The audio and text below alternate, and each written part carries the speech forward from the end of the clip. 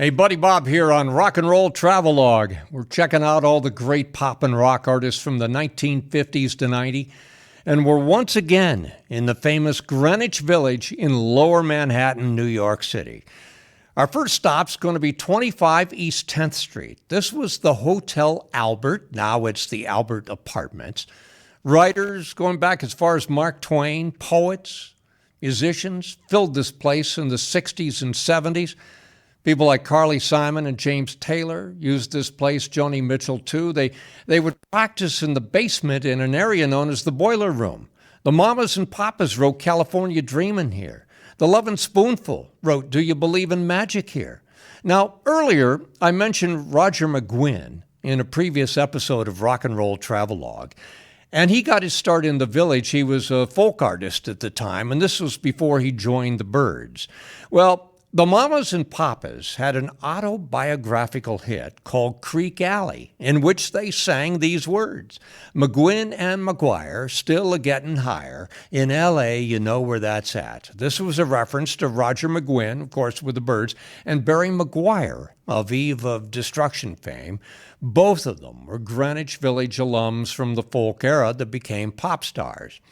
Now, in Creek Alley, which, by the way, was named after a nightclub in the Virgin Islands where a couple of the Mamas and Papas went before they were members of the Mamas and Papas. Another lyric line is, John and Mitchie getting kind of itchy to leave all the folk music behind. Zal and Denny working for a penny. Well, this is a reference to Zal Yanofsky and Denny Doherty, both Canadians, who performed together in the Village. Zal would soon help to found the Lovin' Spoonful, and Denny Doherty joined the Mamas and Papas. More lyrics in Creek Alley. Zal and Denny and Sebastian sat, and after each number, they passed the hat. This is a reference to John Sebastian, who along with Zal formed the Lovin' Spoonful, who had a number of hits in the mid and late 1960s. Sebastian, by the way, grew up in the Village. He was from a musical family. He'd often walk right outside his front door to the famous Washington Square and play his guitar like many people would. Some of them became big stars. Coming to mind is James Taylor, by the way. Zal and Denny and Sebastian sat at the Night Owl Cafe at 118 West 3rd Avenue in the Village.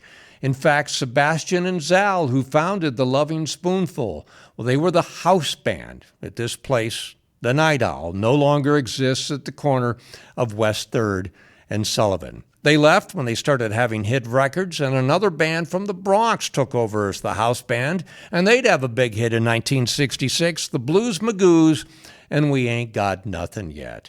So that's the story of the Night Owl Cafe that no longer exists. Well, before we leave the Village, maybe the granddaddy of them all is Gertie's Folk City. This is where Bob Dylan played his first gig. Now it's a part of New York University at 11 West 4th Street in the Village. Rolling Stone magazine has called Gertie's Folk City one of the top 3 music venues in the world, the others being the Cavern Club in Liverpool, England, and CBGB. And speaking of CBGB, its name, of course, takes the letters of Country Bluegrass Blues.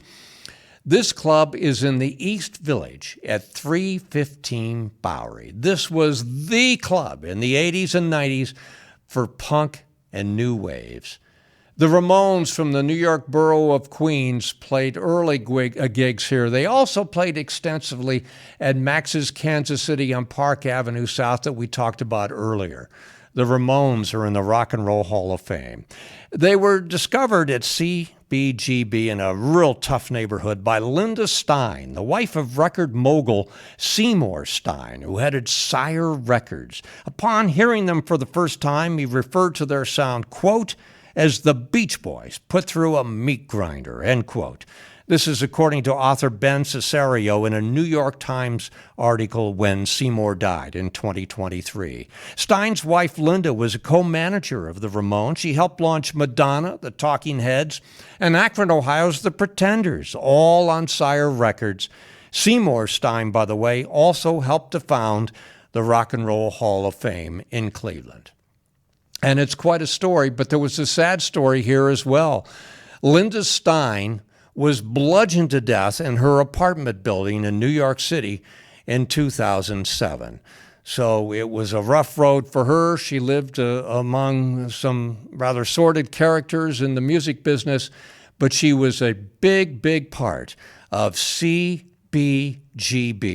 one of the icons of all the clubs in New York City that is no longer. Patti Smith played at the last show in 2006. In fact, her show went almost 4 hours, and it was a sad ending to a club that had been one of the great places in New York City for a long, long time. So, what a time we have had walking around Manhattan for the last couple of days. And it's always been one of my favorite places. And I was just so taken with the fact that with all the bad press New York City has gotten, I walked around the city and the village for over 7 hours, and I saw nothing that would lead me to believe that my life was in danger. There was nothing I should fear. Perhaps maybe we shouldn't believe everything that we see and read in the media.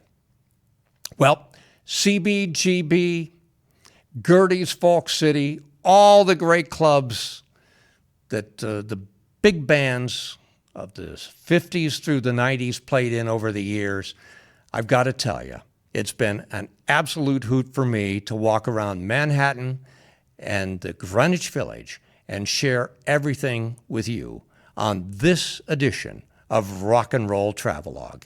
I'm your buddy Bob, saying until next time, good heart and stout luck.